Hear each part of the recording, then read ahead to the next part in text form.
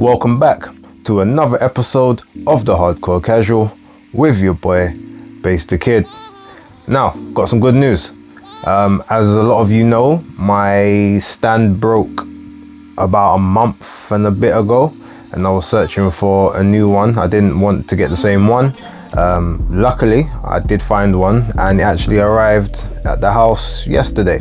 So after this weekend wrap that will be airing on Monday morning, all the other videos subsequently will be back to normal, stand in place. I think that's the format that people like the most, so hopefully be back to a regular scheduled business. That being said, there was a lot that's gone on this week that I haven't spoken about, so I'm gonna pick the topics that I want to talk, and I'm gonna go through them, briefly. I might have to do more than one video because there was quite a bit that's happened, but without further ado, let's get into it. Okay, so earlier this week, what day was it? I think it was Tuesday or possibly Wednesday. It's one or the other. EddieHearn lost another purse bid, although this time was a bit under dubious circumstances. So it was for the Joshua Buatsi versus Jean-Pascal IBF eliminator. Was it a final eliminator? I think it's a final eliminator. He lost the purse bid for that. He and DAZN bid $875,000. Lou DiBella came in and bid $975,000. Subsequently, literally about an hour after the bid took place, it was reported that that fight would likely end up on a BT and Queensbury show, possibly in November. So first things first, a lot of people are like, oh, it's EddieHearn losing another purse bid, what's going on? Well, I think in this day and age, first things first, Eddie's only really caring about a few people.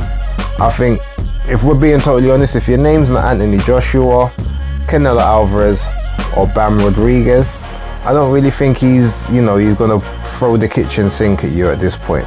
A lot of his staff, a lot of the fighters that he's with are on fight-by-fight deals as opposed to long-term contracts, and it tells, because I guess he's like, well, look, I can kind of have you here on a fight-by-fight, but if you start dropping money or you maybe ain't performing, then you're free to go elsewhere, and I don't have to spend any unnecessary money on you. Now, Joshua Buatsi wasn't one of those guys. However, I do remember hearing a story about a couple of months ago that he only had like a couple fights left on his existing deal, and he weren't sure if he was going to be if that was going to be extended. So realistically, you could say maybe it was just Eddie not necessarily wanting to overspend on him, considering he maybe doesn't generate that money back. That being said, though, it is bad optics to lose to someone that doesn't even have a network deal, someone who's then going to shop that fight to someone else. Now, the fact that it's gone to Frank Warren and Queensbury definitely smells of collusion. There was a case of, okay, well, this is the amount of money I've got, this is the amount of money you've got, let's spend this to take one of his stars away from him, bring him onto our platform, like affect his business and get one over on him. It also smells a little bit like there's a mole in the office, or maybe the governing bodies or someone is just tipping off these other promoters as to what's being bid, because to win it by just $100,000 smells a bit fishy. That almost smells like someone's commission. It's like a little finder's fee type. That's what it looks like. So look, Eddie's addressed it, said he's got no complaints, they won it fair and square, but when your own business is failing, sometimes you got to look to your competition to try and sort of take some of theirs to give you a leg up. I mean, look, yeah, maybe so, but ultimately it is another purse bid down. I know DAZN are looking to actually make money these days as opposed to lose a lot and overspend, and Matchroom has always been a very profitable business, so I guess he's not in the habit of overspending. But as I said, if your name isn't Canelo, Joshua or Bam, probably you're not going to get the full backing of the organization behind you. But hey, here's what it is, as Tony would say. And as far as I'm concerned, I mean, maybe it's a bad look, but ultimately, like, Buatsi ain't the guy anyway. So if he's got 1 or 2 other fights left on the deal, if he beats Pascal, then hey, you can you can maybe get some good mileage out of him in the next fight. Although that fight in itself may not be happening, because Eddie has said part of the reason they tried to make a deal with Pascal's camp is they wanted full and complete VADA testing prior, due to obviously his issues with the performance enhancing substances, and now that it's gone to PERSPID, that's not something that can actually be mandated, and it would be on the promoter who actually won the event to be able to implement that. So I can't imagine that Frank Warren is going to do EddieHearn and Joshua Buatsi any favors in that regard, and neither is Lou DiBella. So do not be surprised if that fight ends up not happening and Joshua Buatsi ends up getting put in the ring with, maybe Callum Smith, who Eddie did say that he would be prepared to look at. I mean, ultimately, I think Callum maybe does have the higher ceiling than Josh at this point, so that might be the sensible option. But we'll see where it goes. But that's just one of the stories that happened earlier on this week. So also earlier on this week, DevinHaney and Stephen Espinoza got into quite a back and forth on Twitter, just with regards to, Tank Davis and him not being able to fight anybody. Also, Tank got involved in it as well. Basically, DevinHaney pretty much said, Tank, no need to be calling my name. You're 27, you ain't fought nobody in your career. Best for win is Pedraza. Me and you ain't the same. Tank basically then said, well, it's funny, I make 5 times more money than you, which I don't know how that works, because we've seen what Tank's minimum guarantees are for all of his fights, and none of his pay-per-views have done above 300,000. So where is the 5 times coming from when Haney was on guarantees of like $2 and $3 million, and Tank's guarantee is like 1 million. So I don't think maths is his best suit, but that's maybe just Twitter talk. Stephen Espinoza's come in and basically saying, look, I'm not gonna be doing negotiations over Twitter. You are not your own promoter. You actually have a promotional contract, so I don't know how things are gonna work, but get your promoter to come give me a shout and we can try and work things out. Haney's like, well, actually, I'm co-promoted, and my dad, who is part of that co-promotion, has reached out to you on numerous occasions and you've not come back to us at all. Stephen Espinoza tried to deny that, but then Haney's doubled down on it and also said, and furthermore, you're a network executive. Why are you getting in fighter versus fighter business? Basically saying, know your role, shut your mouth, and let the promoters promote. So if that's Tom Brown of PBC or whoever else is maybe within that team, promoting with DevinHaney Promotions, which is Bill Haney and DevinHaney, and then also with Bob Arum and Tom Loeffler from Top Rank.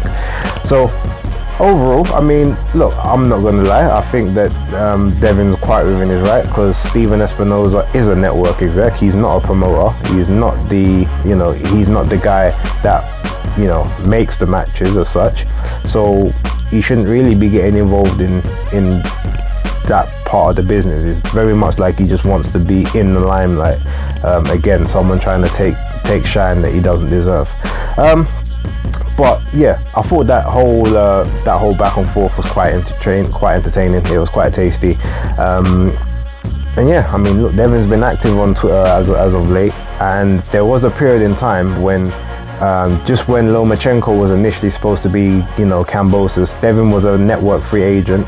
DAZN, he purposely didn't renew the DAZN deal, and Eddie was happy for him not to say, well, look, if anything happens, I don't want to let network politics get in the way. So if you want to go out and do your thing, you can go out and do your thing, no problem. Tank never had anybody on the docket at that time. There was no issues with promotion, yet that fight never got made. And as soon as now Devin has got one fight, and then the secondary fight, which obviously was a part of the rematch clause, but then all of a sudden now it's Tank is like, oh well, I want to fight you. Similar PBC antics and tactics. It always happens. As soon as someone's got a fight, that's when you start talking about them. But when there's no fight, all of a sudden everything is ghost and crickets. I think the wider public are starting to see that now, and you know, it's a case of, well, boy, there's no point really addressing. I mean, I like the way that Shakur Stevenson handled it the other day when he was like, look, don't ask me about Tank, because now every time I got to speak about it, people are going to think that I'm calling his name trying to get clout of him. Like, and ask him about me. I don't want to chat about him no more. And that's the way to be. Devin should be doing the exact same thing. You know what? Don't call his name around me, because the guy's not serious. If he is serious, let his team come see my team and we can make it happen, provided he beats Kambosos. And then I think there's one last fight on his top rank deal, so whoever you'd have to face for that one would be another issue. But yeah, I mean, ultimately I don't have a problem with that. Makes perfect sense to me. So moving on, Canelo Alvarez has doubled down basically on not wanting to fight any sort of Mexican-born competitors. His reasons I'm not 100% sure about, but ultimately I know that there are others out there that kind of feel the same way. If you look at Yanibek Alim Kanuli, he said that he'll never fight Triple G because Triple G is like his hero, his compatriot. Canelo was said before that he wouldn't fight Mexican fighters, even though he did fight Julio Cesar Chavez Jr. I don't know if there was another extenuating circumstance with that, or maybe he's just essentially on code in that respect. So it means that he wouldn't fight Zurdo Ramirez if he beats Bivol, but then that also means that Bivol, I think, wouldn't get the rematch, because he did say, well, you've got to win that fight because I want the belt, and if you don't have the belt, then there's no rematch. But that doesn't mean that he wouldn't fight someone like David Benavidez, because he is half Mexican and I think it's half Ecuadorian is the other half of him. That could be totally wrong, so if it is, I apologize. You can put down in the chat. I don't really keep up with him too tough, but I think it's half Ecuadorian, half Mexican, and obviously he's American born, so I don't think Canelo would have any issues with that. He also said that, ultimately he still feels like he's the best in the world. Like, yeah, he lost to Dimitri Bivol, but no one is taking the kind of risks that he's taking, and no one basically has the resume he has currently. And I mean, it's hard to argue. Okay, yeah, he took a loss, but he took a loss against a very much naturally bigger guy than he was, that he just couldn't sort of break down, but he's gone through the weights. He has beat someone at that weight division before. He's rolling at 168 when he's actually quite undersized to realistically be a 168 pounder. He was fairly dominant at 160. Obviously the Triple G fiascos aside, there was that. At 154, he was, very similar. So, and he fights often, he's active. I mean, look, he'll be on his second fight for the year before both Demetrius Andrade and Jamal Charlo even have their first. Last year he fought 4 times. Demetrius fought twice and Jamal fought once. David Benavidez, I think, fought twice fought 2 times in the space of the last year and a half or something. Canelo's coming up to his 6th. It might be 3. I don't want to sort of misquote him there. But ultimately, look, he's been more active than anyone else. He's taken on better opponents than anyone else. So for him to say that he's still the best, whether you agree or disagree, it's not something that you can strongly argue against, quite frankly. And when the best do fight the best, like, losses do happen. So the loss itself, I still won't take that away from him, especially under the circumstances. The real test is going to be Triple G up at 168. Not having to cut those extra 8 pounds. Yeah, him being much older, but this is literally like his swan song fight. So he's going to be going at this like, hammer and tongue, like full pelt. Like, it is what it is. Like, this is all or nothing.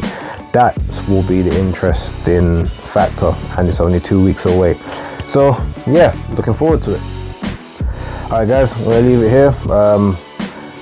I think I got through quite a bit. There was quite a bit that happened over the week. Let me know your comments down below, and as always, please like and subscribe. For right now though, hardcore casual, out.